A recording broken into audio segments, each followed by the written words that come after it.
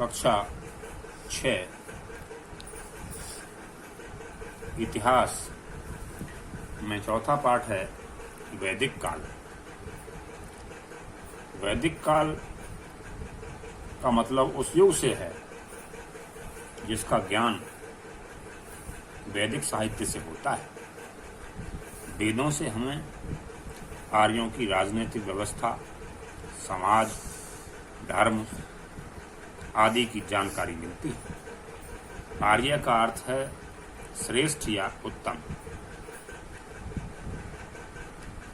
प्रायः ये माना जाता है कि हड़प्पा सभ्यता के अवसान के बाद वैदिक संस्कृति का विकास हुआ। प्रारंभ में आर्य इधर उधर घूमते रहते थे, कबीलों में रहते थे, गाय बैल घोड़ा आदि पशु पालते थे, चारा पानी के लिए उपजाऊ भूमि की तलाश में एक स्थान से दूसरे स्थान पर जाते रहते थे। भारत में आर्य सभ्यता का प्रारंभ सप्त सैंधव प्रदेश से होता है। सप्त सैंधव का अर्थ है यहाँ 7 नदियाँ, सिंधु, रावी, व्यास, झेलम, चिनाब, सतलज और सरस्वती नदी के बीच का क्षेत्र। तो सप्त सैंधव प्रदेश में आर्य कहाँ से आए, इसको लेकर के इतिहासकारों के बीच अलग अलग मत हैं। कुछ का कहना है कि आर्य बाहर से आए थे, जबकि कुछ लोगों का ऐसा कहना है कि आर्य मूलतः भारत के ही निवासी थे।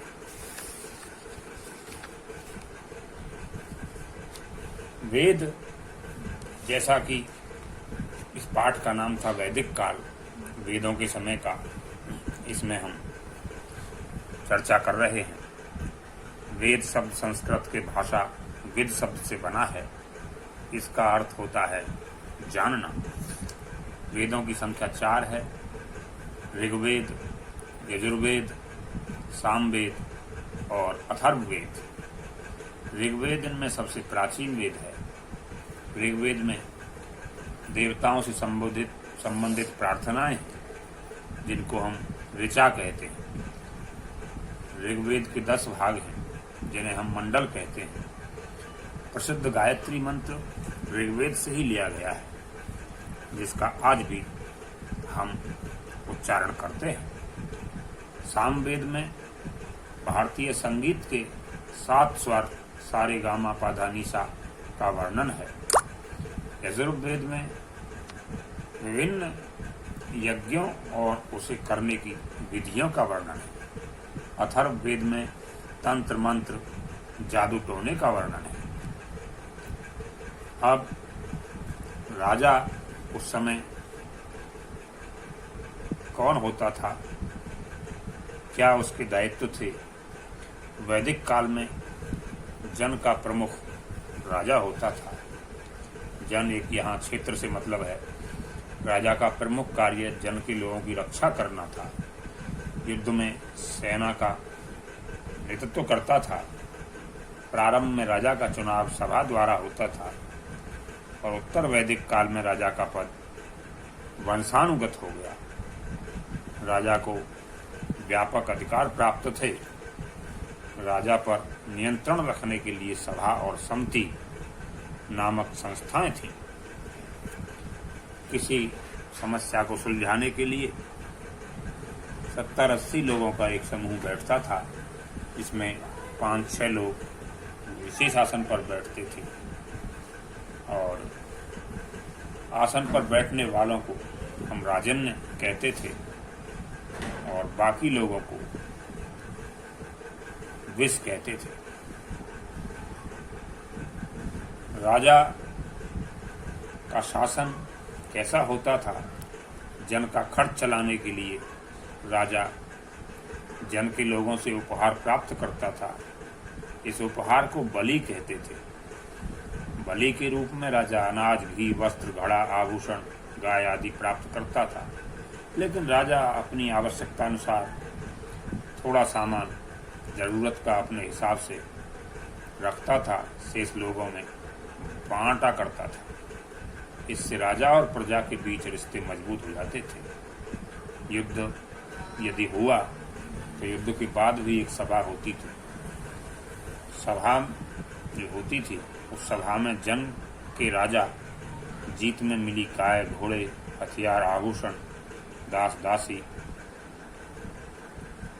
जन के कई लोगों के बीच बांटते थे। इसका एक बड़ा हिस्सा राजा अपने पास रखता था, फिर राजन्य ब्राह्मणों को हिस्सा मिलता था। इस तरह की व्यवस्था उस समय में थी। आर्य लोग धर्म और यज्ञ की क्या व्यवस्था करते थे? देवताओं को प्रसन्न करने के लिए प्रारंभ में आर्य लोग स्तुति पाठ करते थे, बाद में यज्ञ करने लगे और यज्ञ का जो काम करता था उसको कहते थे पुरोहित। यज्ञ सामूहिक हुआ करते थे, महिलाएं भी इस यज्ञ में बैठा करती थी। आर्यों के सबसे प्रिय देवता थे इंद्र, जो उन्हें युद्ध में विजय प्राप्त कराते थे। वैदिक कालीन समाज का आधार परिवार था। परिवार का जो वरिष्ठ पुरुष, इसको मुखिया होता था, जिसको कुलप या गृहपति कहते थे। आरंभ में आर्य 3 वर्णों में विभाजित थे, राजा, पुरोहित और अन्य जन। यह विभाजन उनके व्यवसाय पर आधारित था, परंतु कठोर नहीं था। धीरे धीरे जो यज्ञ करवाते थे वे ब्राह्मण कहलाए, युद्ध करते थे क्षत्रिय कहलाए, और जो व्यापार करते थे उन्हें वैश्य कहा गया। और बाद में शूद्र नामक चौथा वर्ण भी मिलता है, जिसमें युद्ध में हारे हुए लोग शामिल थे।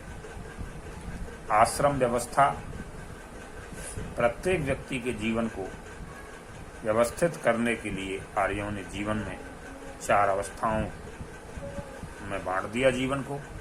पहली अवस्था ब्रह्मचर्य, इसमें बच्चा आश्रम में रहकर शिक्षा पाता था।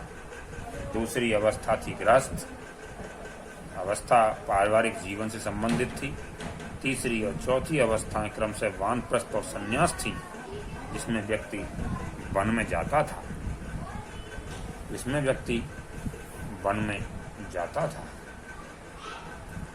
अब आत्मचिंतन द्वारा ईश्वर को प्राप्त करने की कोशिश वानप्रस्थ और संन्यास आश्रम में ही व्यक्ति करता था।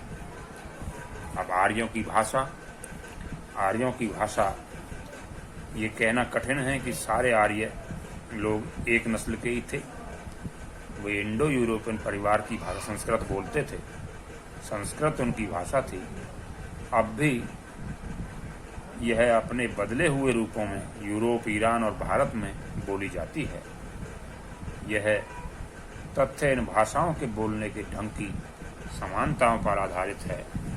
जैसे संस्कृत में पिता के लिए पितृ बोलते हैं, फारसी में पिता के लिए पिदर बोलते हैं, लैटिन भाषा में पाटर बोलते हैं और अंग्रेजी भाषा में फादर बोलते हैं। शिक्षा की क्या व्यवस्था थी? विद्यार्थी गुरुकुल में रह करके शिक्षा प्राप्त करते थे।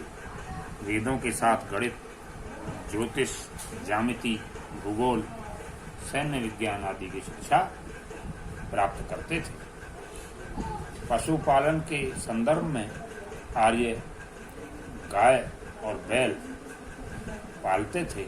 ये व्यक्ति की संपत्ति माने जाते थे और उनकी समृद्धि का प्रतीक भी थे। गाय का प्रयोग वस्तुओं खरीदने में किया जाता था। गाय पवित्र पशु माना जाता है। वेदों में इसे अधन्या कहा गया है। पणियों यानी आसपास के किसान द्वारा गाय चुराने के कारण कई बार युद्ध प्रारंभ हो जाता था। आर्य उन्हें दस्यु कहा करते थे। अब धीरे धीरे संख्या बढ़ती गई, जनसंख्या बढ़ती गई और आवश्यकताओं की पूर्ति के लिए कृषि पर ध्यान देने लगे। आर्य अब गंगा यमुना के दोआब क्षेत्र में बसने लगे। इन्होंने जंगल काटकर कृषि योग्य भूमि बनाई। कृषि करने के लिए हल का प्रयोग करते थे। गेहूं, धान, दाल, जौ आदि की खेती करते थे। आर्य पशुओं संबंधित व्यवसाय जैसे ऊन काटना, घोड़े से रथ जोतना, लकड़ी की वस्तुएं बनाना, मिट्टी के बर्तन धातु कर्म का काम करते थे। धातु को अयस कहते हैं, अयस। ऋग्वैदिक काल में इन्हें तांबा और कांसा का ज्ञान था। लोहे का ज्ञान उत्तर वैदिक काल में हुआ है। ऋग्वेद काल में और उत्तर वैदिक काल में अंतर है। ऋग्वैदिक काल में जीवन गतिशील था और उत्तर वैदिक काल में जीवन स्थायी हो गया था। ऋग्वैदिक काल में राजा का पद वंशानुगत नहीं था और उत्तर वैदिक काल में राजा का पद वंशानुगत हो गया था। और रामायण और महाभारत दो प्रसिद्ध महाकाव्य हैं। रामायण की रचना महर्षि वाल्मीकि द्वारा संस्कृत में की गई। इस ग्रंथ में कौशल के राजा दशरथ के पुत्र मर्यादा पुरुषोत्तम राम के आदर्श जीवन और कार्यों का वर्णन किया गया है।